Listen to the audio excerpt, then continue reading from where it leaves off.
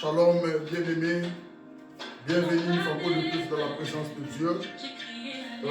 Je vais faire la quatrième partie de notre verset que nous sommes en train de faire les analyses.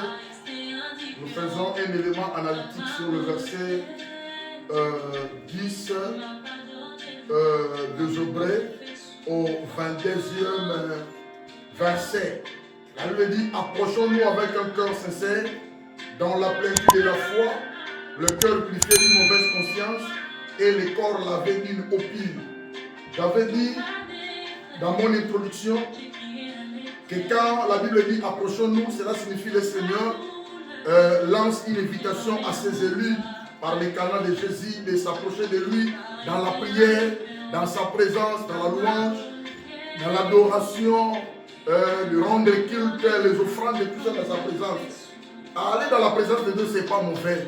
Mais la Bible nous décrit, ce verset décrit la quadruple description sur la façon de se présenter devant la présence de Dieu. Premièrement, j'avais parlé du cœur sincère. C'est-à-dire un cœur qui a la totalité de la sincérité, l'authenticité et l'absence d'idées derrière la tête. C'est-à-dire un cœur vrai, un cœur bon vis-à-vis de Dieu. Et deuxième description, c'était un cœur rempli de la plénitude de la foi. C'est-à-dire, c'est une condition que l'Éternel nous a donnée. La foi est commandée à travers Hébreux chapitre 11, verset 6. Or, sans la foi, il est impossible de lui être agréable. Car il faut que celui qui s'approche de Dieu croit que Dieu existe et qu'il est le rémunérateur de ceux qui le cherchent. C'est-à-dire, la foi est commandée. La foi nous est obligée d'en avoir. Mais ici, on nous exige la plénitude, l'abondance, c'est-à-dire le débordement de la foi. Alors, parlons bien aimé de la troisième description. La troisième description, c'est-à-dire le cœur purifié d'une mauvaise conscience. Le cœur au pluriel. C'est-à-dire l'invitation nous est lancée, nous tous, bien aimés les enfants de Dieu, les serviteurs de Dieu, les pasteurs, prophètes, évangélistes, docteurs, apôtres, les mamans, les papas, les dirigeants, les jeunes gens dans l'église. Approchons-nous avec deux cœurs qui sont purifiés d'une mauvaise conscience. Bien aimés, c'est ça la troisième description.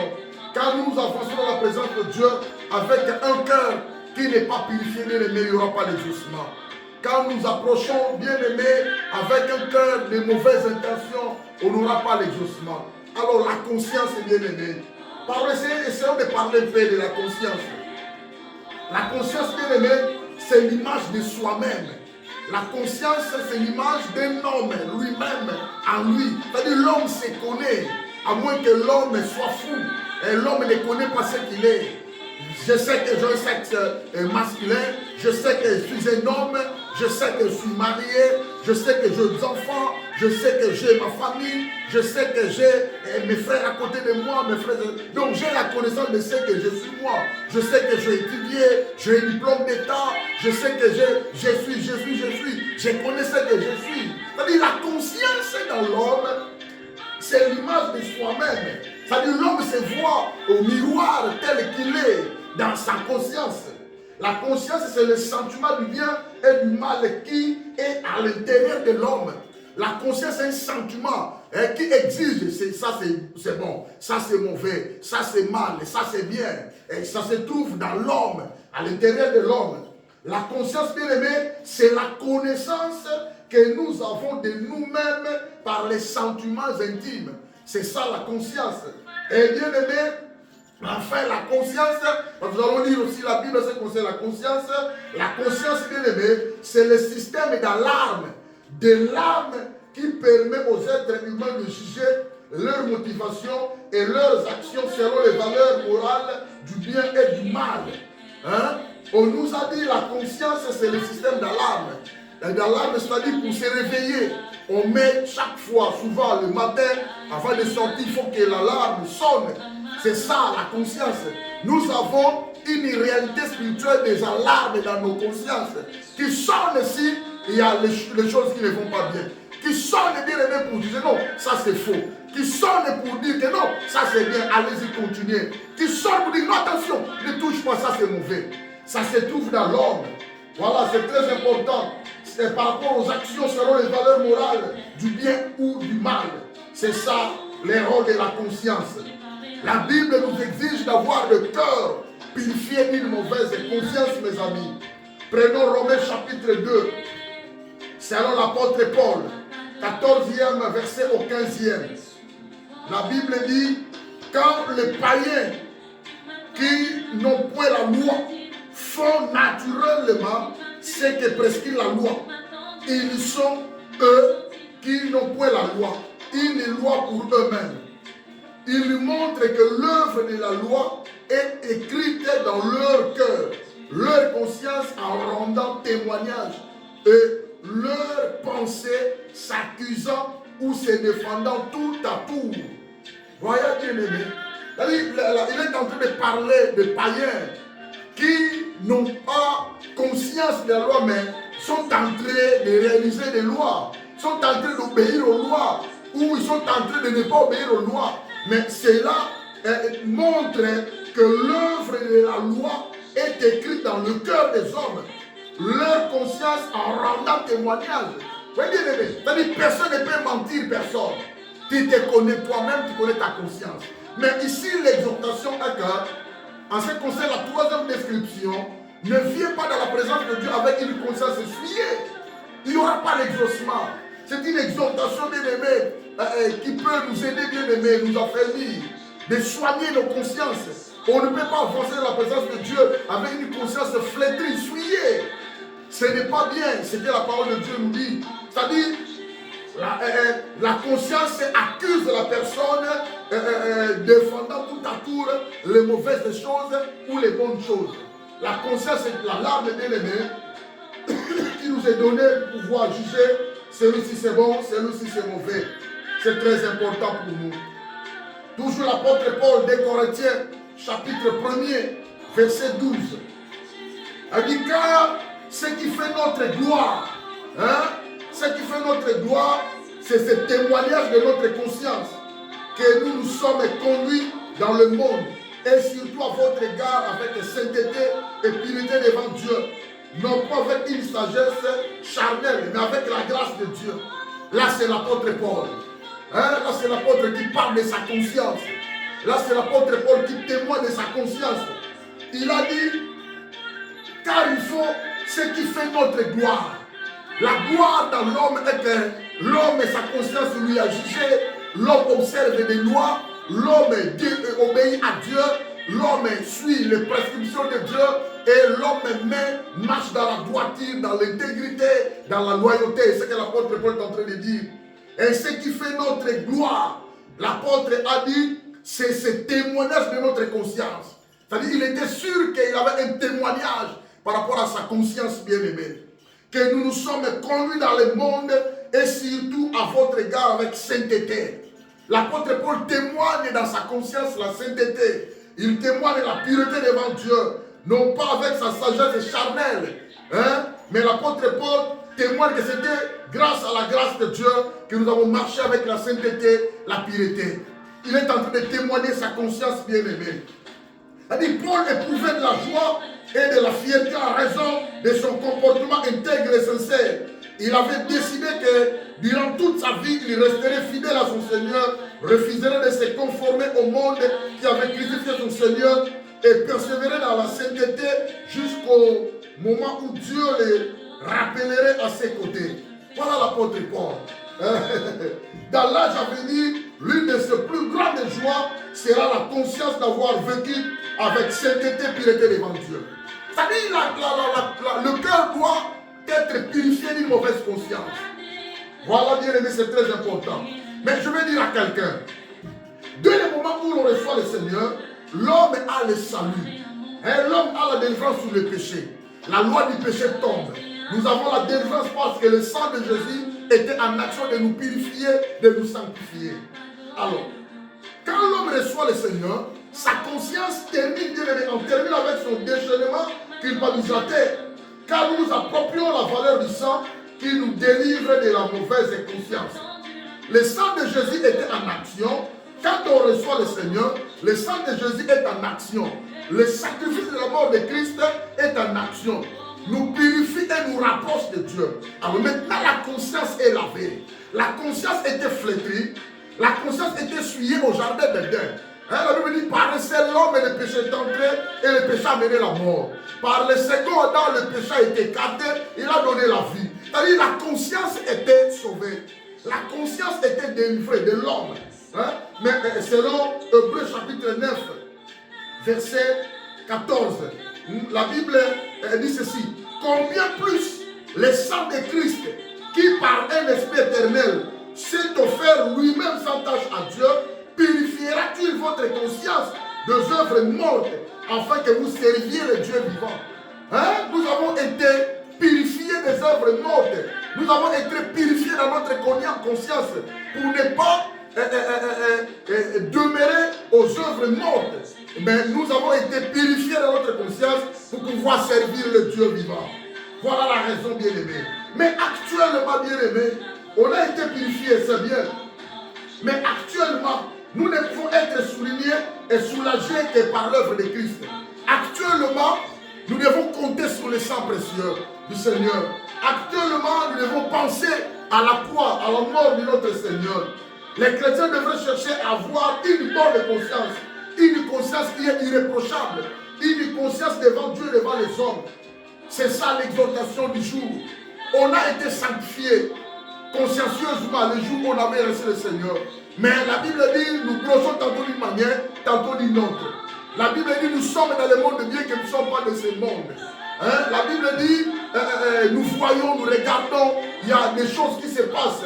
Alors, et de plus en plus bien aimé, on est aussi souvent attristé le Saint-Esprit. Et actuellement, comptons sur le sang de Jésus, comptons sur le Saint-Esprit qui est capable de nous sanctifier, de nous venir en aide ou au secours, pouvoir nous sanctifier. Alors nous devons chercher, il faut prier. La Bible dit, si tu confesses tes péchés, lui il est juste fidèle pour te les pardonner et te purifier par son sang précieux. Et nous sommes obligés, bien aimés, de retourner humblement, sincèrement devant Dieu, de lui dire, pardonne-moi pour ceci, pour cela, pour ce que je fais, ce que je vis, mes actes, mes intentions, l'attitude de mon cœur, ce n'est pas mauvais.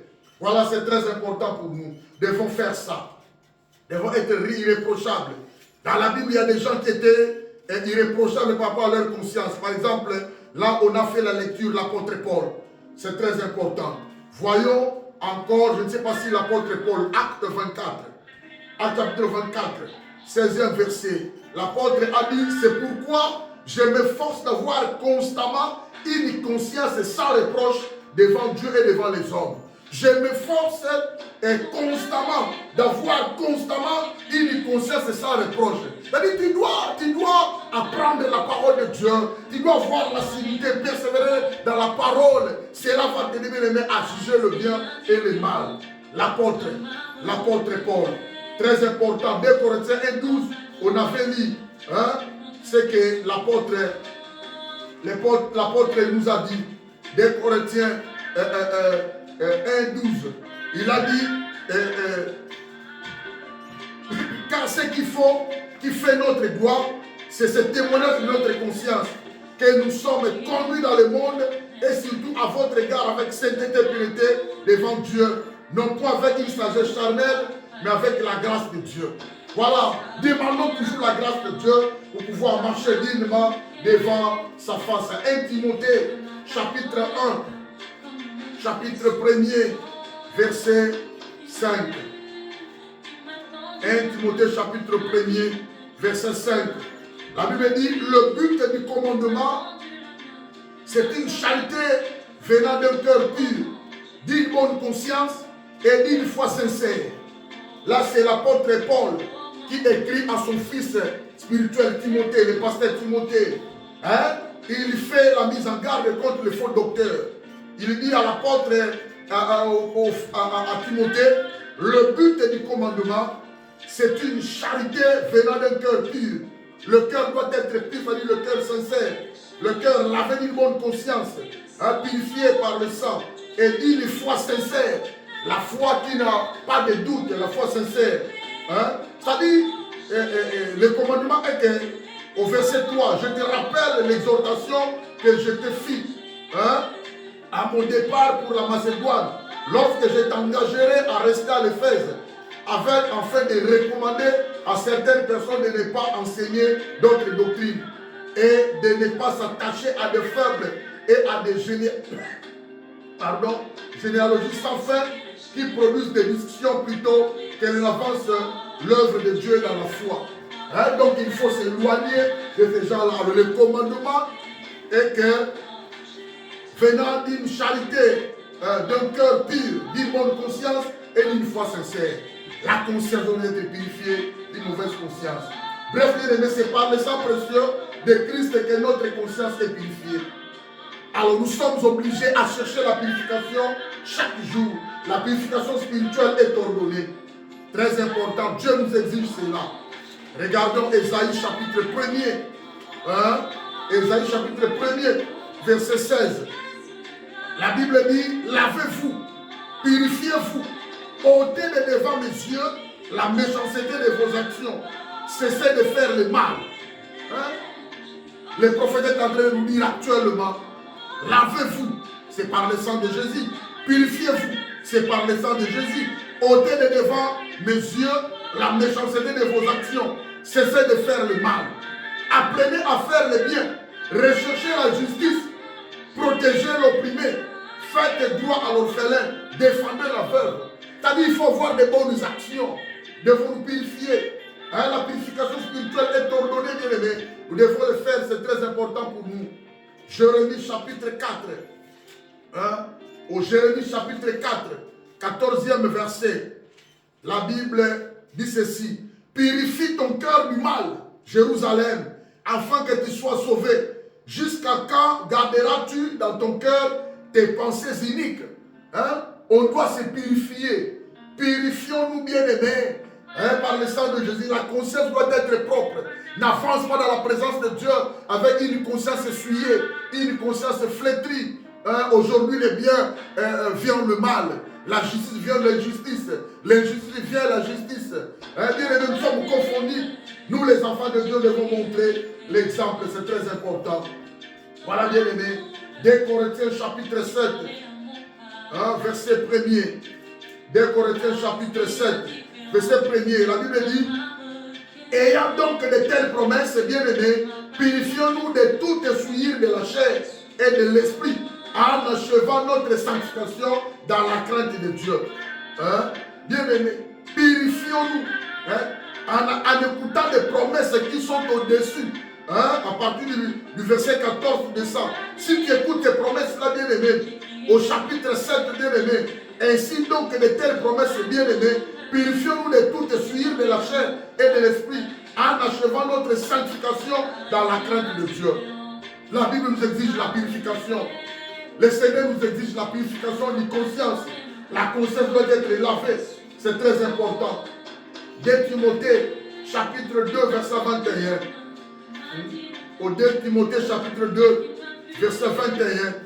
La Bible dit, si donc quelqu'un se conserve pur en s'abstenant de ces choses, il sera un vase d'honneur, sanctifié, utile à son maître, propre à toute bonne œuvre. Dieu ne peut pas utiliser un vase qui n'est pas à mon honneur, un vase qui est sale. Hein? La vase représente l'homme qui est pur. Tu dois te conserver pur, bien aimé. Hein? L'église de Dieu, extérieure ou visible sur la terre, comprend plusieurs types d'objets. Hein? Il y a beaucoup d'objets à l'intérieur de l'église. Il y a aussi des vases. Les vases, c'est-à-dire les enfants de Dieu doivent être conservés purs, c'est très important. Hein? Jacques chapitre 4. Dans Jacques chapitre 4, verset 8. La Bible nous dit quoi? Jacques 4, 8. La Bible dit, mais la langue, aucun homme ne peut la dompter. C'est un mal qu'on ne peut réprimer. Elle est pleine d'un venin mortel. La langue. Non, 4, 8, la Bible dit, approchez-vous de Dieu et il s'approchera de vous. Nettoyez vos mains, pécheurs. Purifiez vos cœurs, hommes irrésolus. C'est-à-dire, l'Éternel nous a adressé une invitation de lui approcher. Mais avec une conscience pure, lavée. Ce n'est pas mauvaise conscience. Et quand on s'approche, lui aussi il s'approchera de nous. C'est très important. Et enfin, pour terminer cette troisième description, nous avons 1 Jean, chapitre 3, verset 3. La Bible dit, quiconque a cette espérance en lui se purifie, comme lui-même est pur. Le Seigneur est pur. Nous devons nous purifier si nous voulons être exaucés. N'oubliez pas, la première description, nous devons avancer vers Dieu avec un cœur sincère. Deuxième description, nous devons avoir la plénitude de la foi. Et troisième description, nos cœurs doivent être purifiés d'une mauvaise conscience, bien-aimée. Alors la purification spirituelle nous est ordonnée, nous est commandée, c'est très important de se purifier. Le sang de Jésus est disponible par les canaux du Saint-Esprit de nous sanctifier, de nous purifier. Voilà, que Dieu te bénisse. Soyez bénis au nom de Jésus.